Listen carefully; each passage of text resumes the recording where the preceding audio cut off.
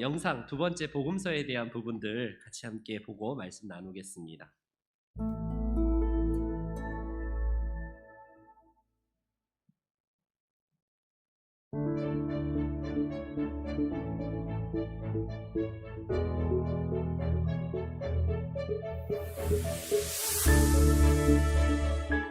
이번 영상은 리딩 지저스 5권의 두 번째 수업으로 복음서를 공부하는 둘째 시간입니다. 오늘은 광야의 시험을 이기신 예수님을 깊이 알아보고 예수님이 선포하신 복음의 내용과 행하신 기적들을 살펴보도록 하겠습니다. 예수님께서 세례를 받으시고 물에서 나오실 때에 하늘로부터 하나님의 소리가 들렸습니다. 이는 내 사랑하는 아들이요 내 기뻐하는 자라. 그때에 성령께서 예수님을 광야로 인도하여 사탄에게 시험을 받게 하십니다. 흥미롭게도 그 첫 번째 시험은 이렇게 시작됩니다. 내가 만일 하나님의 아들이거든. 바로 전에 하나님께서 선포하신 예수님의 아들 되심을 사탄이 걸고 넘어진 것이죠. 하나님의 아들이신 예수님은 자신을 어떻게 나타내셨을까요? 우리의 구원자로서 시험에 승리하시는 예수님의 이야기를 먼저 살펴보고 복음서에 기록된 예수님의 말씀과 사역들을 통해 예수님이 어떤 분이신지 함께 알아보도록 하겠습니다.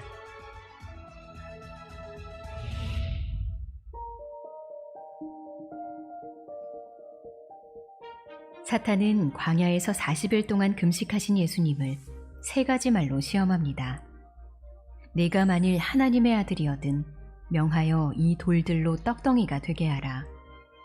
내가 만일 하나님의 아들이거든 뛰어내리라.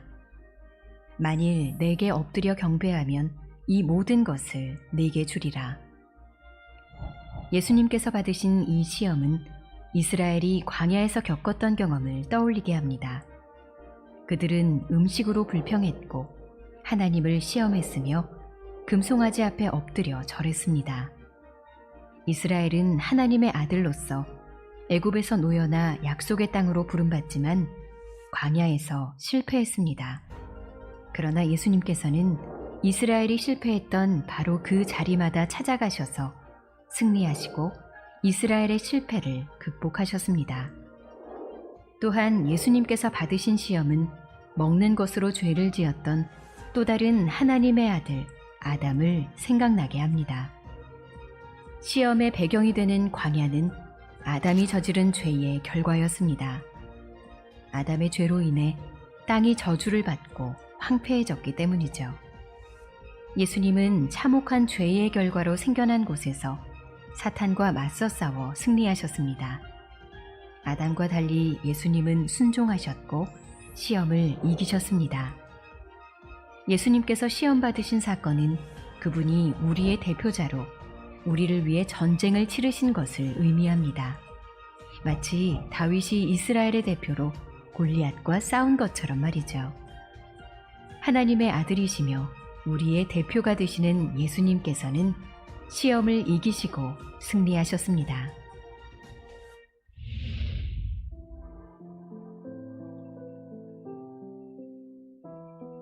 예수님은 시험을 이기신 뒤 하나님 나라를 선포하십니다. 때가 찼고 하나님의 나라가 가까이 왔으니 회개하고 복음을 믿으라. 여기서 우리가 눈여겨볼 부분은 예수님이 가장 먼저 찾아가신 지역입니다. 예수님은 스불론과 납달리 북쪽 지역에서 복음 사역을 시작하십니다. 이곳은 예루살렘에서 아주 멀리 떨어진 곳으로 이방인의 땅과 가까운 지역이었습니다.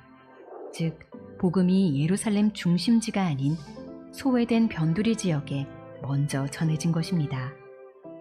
예루살렘에서 가장 멀리 떨어져 있던 이 지역은 역사적으로 외부 침략에 가장 많이 노출된 사람들로 가장 어두운 지역으로 보았던 곳이었습니다. 예수님께서는 가장 먼저 이 흑암의 지역에 빛으로 찾아가셔서 하나님의 나라와 구원의 소식을 전하셨습니다. 마태는 이것이 이사야 선지자를 통한 말씀을 이루기 위해서라고 말합니다. 스불론 땅과 납달리 땅과 요단강 저편 해변길과 이방의 갈릴리여, 흑암에 앉은 백성이 큰 빛을 보았고 사망의 땅과 그늘에 앉은 자들에게 빛이 빛이었도다 하였느니라. 복음서가 진행되면서 예수님께서는 하나님의 나라가 능력으로 찾아오는 놀라운 기적들을 보여주십니다. 바다에서 만난 큰 광풍을 말씀으로 잔잔하게 하시고 죽은 아이를 되살리시며 떡 5개와 물고기 2마리로 5,000명을 먹이기도 하십니다. 이런 기적들은 단순히 놀라움을 자아내기 위한 것이 아니었습니다. 이는 구약 성경에 예언된 내용들이 성취되고 있음을 보여주는 동시에 예수님께서 어떤 분이신지 또 장차 임할 하나님 나라의 모습이 어떠할지 보여주기 위한 것이었습니다. 예수님의 기적을 보고 들은 사람들은 자연스럽게 도대체 이 사람은 누구인가라고 질문하게 되었을 것입니다.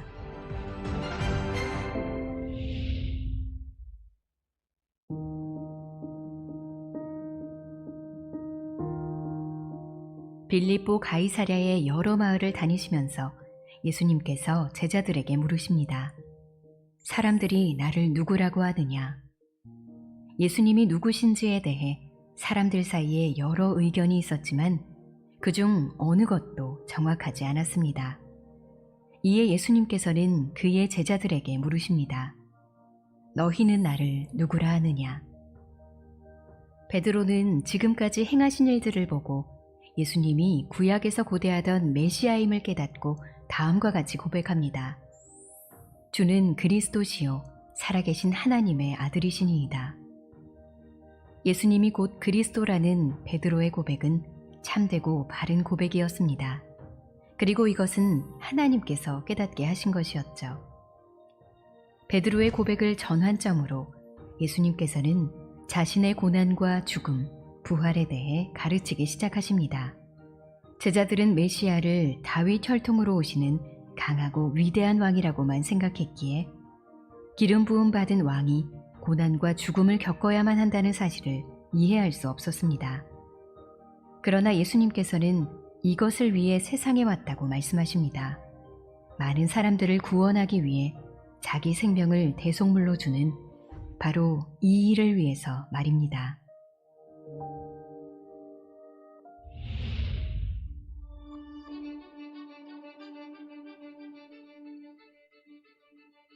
베드로의 고백 이후 예수님께서 영광스러운 모습으로 변형되시는 변화산 사건이 나옵니다. 예수님은 베드로, 야고보, 요한과 함께 산 위에 올라가셔서 그들이 보는 앞에서 변형되셨습니다.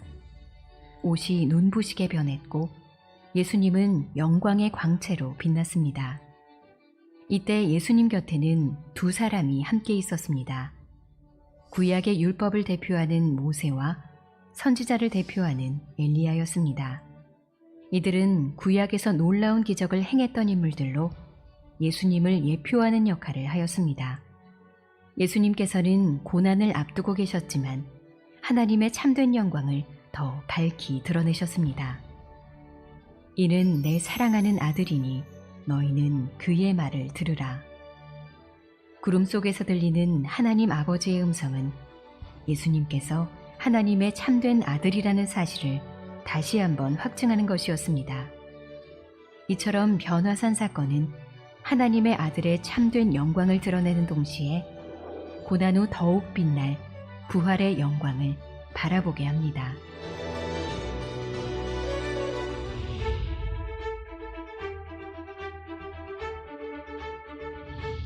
예수님은 모든 시험을 이기셨습니다. 그의 백성들이 실패한 자리마다 찾아가셔서 그들을 대표하여 싸우시고 승리하셨습니다. 예수님은 또한 권능으로 그의 백성들을 찾아가셔서 하나님의 나라를 선포하셨습니다. 포로된 자와 눌린 자를 자유케 하시고 애통과 좌절을 이기는 기적을 베푸셨습니다. 우리는 예수님의 승리와 가르침, 놀라운 사역들을 바라보며 그가 이루신 구원이 우리를 위한 것임을 기억해야 합니다. 우리의 구원자 되시는 예수님께서 오늘도 신실한 성도의 삶을 살고자 분투하는 우리를 반드시 이기게 하실 것입니다.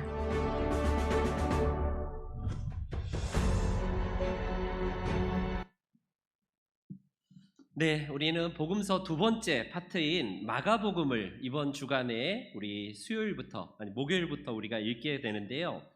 마가복음은 그 전통적으로 학자들에 의하면 마태, 마가, 누가, 요한 사복음서 중에 비슷비슷한 내용이기 때문에 이걸 누가 먼저 기록했을까에 대한 관심으로 이렇게 추적하다 보니까 마가복음이 가장 먼저 가장 일찍 기록되었다는 것이 학자들의 보편적인 견해입니다. 예수님께서 부활하시고 나서 약 한 30여 년 정도, 한 35년 정도 지난 이후에 기록되었기 때문에 보통 우리가 잘 아는 그 구전으로 전해지는 이야기는 변색되기도 하고 추가되기도 하고 그러는데요. 우리가 잘 아는 그 고타마 시타르타, 예수님보다 500년 전 사람인데 그 기록은 수백 년에서 수천 년 이후에 많이 기록이 되어 있어요. 불경은.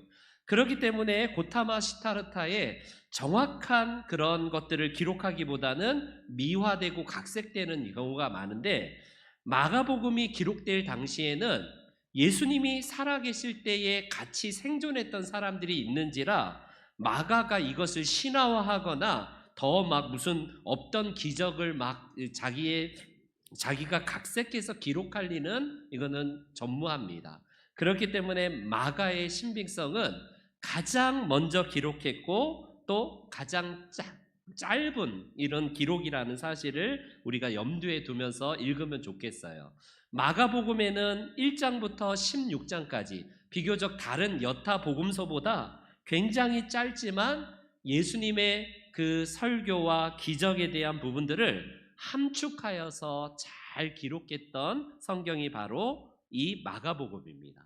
마가복음의 특징 중에 하나가 뭐냐면, 우리는 지난번에 마태복음은 정통 유대인들을 대상으로 기록했지만 마가복음은 바로 이방인, 특별히 로마인들을 대상으로 기록이 되었다는 사실을 염두에 두면서 읽으면 좋겠어요. 우리는 마태가 왕 되신 예수님, 메시아 되시는 예수님이 바로 이분이다 라고 하면서 구약의 그 예언을 이루게 하십니다 이런 걸로 우리가 많이 그 마태복음에서 정보를 얻었다면, 로마인들을 대상으로 기록한 이 복음서는요, 왕 되신 예수님이 아니라 로마에는 종들이 많아요. 가진 곳마다 전쟁에서 승리한 로마 사람들에게는 하인과 노예와 종이 굉장히 익숙한 용어입니다. 그래서 이 땅에서 가장 우리를 위해서 낮아지시고 종으로 오셔서 섬기신 분이 누구신가? 바로 예수님이시다라는 사실을 기록하기 위해서 이 로마인들을 대상으로 했기 때문에 종을 연상하는 예수님의 섬김에 대한 부분들을 가장 많이 강조한 서신이 바로 복음서가 마가복음입니다. 그래서 마가복음은 마태복음과는 다르게 물론 비슷한 복음서지만 왕 되신 예수님과 다른 종으로 오신 예수님이 우리를 위해서 십자가를 지시고 어떻게 희생당하시면서 끝까지 섬기셨는가를 말씀하는 내용이 바로 로마인을 대상으로 한 이 지금 마가복음이다라고 할 수 있습니다. 여러분, 로마 사람들은요, 뭐 나중에 될 거야, 이 군인들이 많아서 바로 뭔가가 이루어지는 것을 그들은요 굉장히 기질적으로 갖고 있는 민족이기 때문에 마가복음의 특징 중에 하나가, 우리 성경에는 한글은 많이 생략하게 되는데 원문에 의하면 어떤 단어가 굉장히 많이 나오냐면 즉시, 곧 이런 단어가 많아요. 즉시 그 일이 이루어지더라, 뭐 즉시, 곧 이런 단어가 여타 다른 복음서보다 굉장히 많이 나옵니다. 로마 사람들의 기질은 어떤 기질을 가지냐면 나중에 될 거야, 그건 아니에요. 현재 지금 바로 보여지는 역사 그리고 나타나는 것들을 실증적으로 그들은 받기를 원하는데, 그런 의미에서 이 마가복음은 곧과 그리고 즉시라는 단어가 굉장히 많이 나온다. 41회나 되는 이 헬라어에는 굉장히 많은 단어를 통해서 행동하고 즉시 이것들이 이루어졌으며 그런 것들에 대해서 많이 기록된 서신이다라고 할 수 있습니다. 우리는 마가복음 짧은 서신이지만 이 복음서를 통해서 어떤 교훈을 가질 수 있느냐면 이제는 그 유대인들이 바로 율법과 정통으로 율법을 위해서 오신 예수님과의 이런 5번의 충돌 사건을 우리가 보게 될 거예요. 예수님이 말씀으로 이 땅에 오시고 하나님 나라를 가져오신 실체로서 이 땅에 오신 분을 율법을 가지고 그동안 그 율법주의에 사로잡혀 있던 유대인들과 5번의 어떤 충돌이 크게 일어납니다. 그래서 왜 안식일을 어기냐, 왜 안식일을 어기냐라고 하면서 계속해서 어깃장을 놓는 것이 이 마가복음의 또 다른 특징 중에 하나입니다. 그래서 우리가 적용을 하면요, 먼저 예수님처럼 우리의 삶도 종 대신 예수님의 부르심처럼 우리가 바로 종의 섬김을 가져야 된다라는 것을 꼭 염두에 두시기를 바랍니다. 우리의 정체성은 주인이 아니에요. 우리는 바로 다 예수 그리스도의 종일 뿐만 아니라 서로 섬김을 위해서 우리가 종의 자리로 내려가야 된다라는 사실을 오늘 이 마가복음을 통해서 우리가 교훈받아야 되고요. 두 번째로 우리에게 있어서 우리 이 말씀을 통해서 실현되시는 하나님의 말씀이라는 사실을 기억하시기 바랍니다. 우리는 복음서가 뭉뚱그려서 될 거야, 그냥 불확실한 서신이 아니라 우리에게 하나님의 아들 되신 그분의 인격과 사역을 통하여서 하나님 나라가 이 땅에 오신 것처럼 그 하나님의 나라를 오늘 우리의 삶의 현장 속에서 우리가 체험하는 중에 있어요.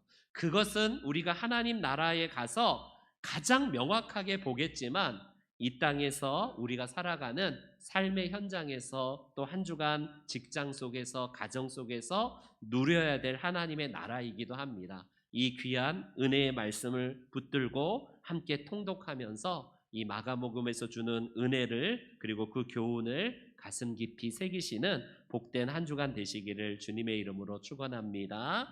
아멘.